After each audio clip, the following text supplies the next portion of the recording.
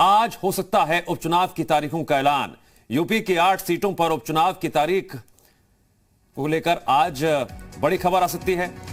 Corona के कारण election commission ने आचार संहिता में किए कई बदलाव। ऑनलाइन नामांकन, वर्चुअल प्रचार समेत कई ऐतिहासिक बदलावों के साथ होंगे उपचुनाव। अब अगर 8 इन विधानसभा सीटों की अगर हम बात करते हैं, इनमें से फिलहाल 6 बीजेपी के पास हैं, 2 समाजवादी पार्टी के पास। मैदान पर किस पार्टी की सबसे ज्यादा सक्रियता देखने को मिल रही है, चर्चा अब इस पर जोर पकड़ेगी।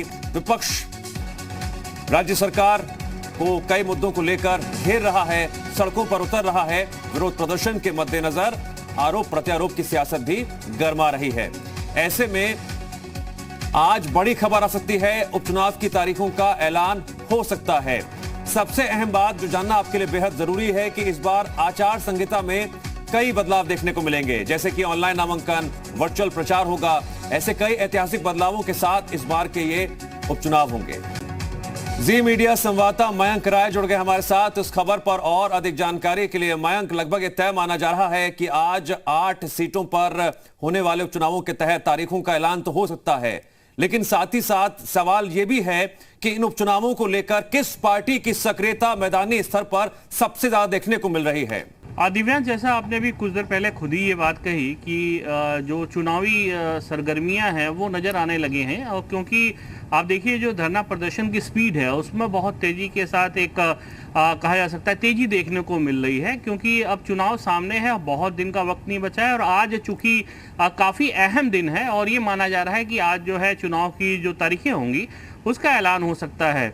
हम घाटमपुर की बात करें, नौगांव की बात करें, बुलंदशहर की बात करें, देवरिया की बात करें, स्वार की बात करें, कुल 8 सीटें हैं जहां पे ये उपचुनाव होना है। और निश्चित तौर पे जिस तरह से सियासी माहौल इस वक्त प्रदेश में बन रहा है, लगातार मुद्दों को गरमाने की कोशिश की जा रही है, तो सभी की निगाहें इस उपचुनाव पे लगी हुई हैं। और जो सियासी दल हैं प्रदेश के, जो 3-4 बड़े सियासी दल हैं, उन सब की नज़रें इस चुनाव पे टिकी हुई हैं और हर कोई यही चाहता है कि इस उपचुनाव में अपनी उपस्थिति मजबूती के साथ दर्ज कराएं, ताकि जो 2022 की राह हो वो थोड़ी आसान हो। निश्चित तौर पे जैसा आपने बताया दिव्यांश की अभी जो जहां पे उपचुनाव होने हैं उनमें से 6 सीटों पे भारतीय जनता पार्टी का कब्जा है, बाकी 2 सीटें समाजवादी पार्टी के पास हैं। उत्तर प्रदेश का जो चुनाव होता रहा है अब तक, 2017 से पहले की जो हम बात करें दिव्यांश, तो जातिगत समीकरण एक बहुत बड़ा कारण यहाँ पर रहा है चुनाव को लेके। लेकिन जब से भारतीय जनता पार्टी की सरकार है 2017 में, उसके बाद जो चुनावी समीकरण जातिगत होता था उसमें काफ़ी बदलाव देखने को मिला। बहुत बड़े मार्जिन से भाजपा ने इसमें जीत हासिल की।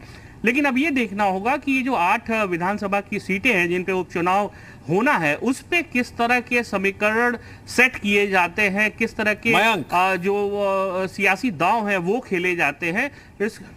मैं 2 नाम लूंगा और इन 2 नामों को सामने रखते हुए चर्चा को आगे बढ़ाना चाहूंगा सवालों जवाबों के। एक नाम है ओम प्रकाश राजभर का, दूसरा नाम है शिवपाल यादव का। इन दोनों ही पार्टियों का रुख क्या देखने को मिलेगा इन उपचुनावों में, क्या यह भी बहुत महत्वपूर्ण होगा?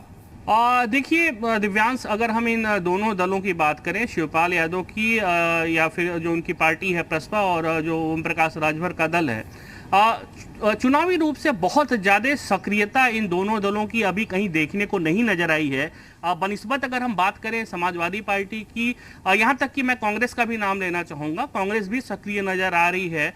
लेकिन इन दोनों राजनीतिक दलों की बात करें, खासतौर पे शिवपाल यादव और ओम प्रकाश राजभर, इनके लिए ये उपचुनाव निश्चित तौर पे ये कहा जा सकता है कि एक कहीं ना कहीं उत्तर प्रदेश की राजनीति में जो अपनी पहचान है वो कायम रखने की होगी, क्योंकि अब तक जो भी चुनाव इन दलों ने लड़े हैं निश्चित तौर पे कहीं कोई सफलता इनको हासिल नहीं हुई है।